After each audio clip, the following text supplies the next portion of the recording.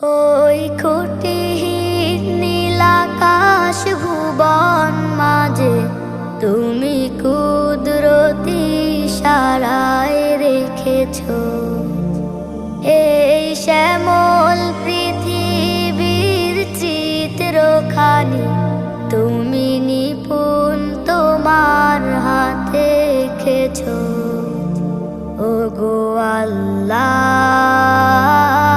শুকর তোমার আমারে যে মুসলিম করেছ।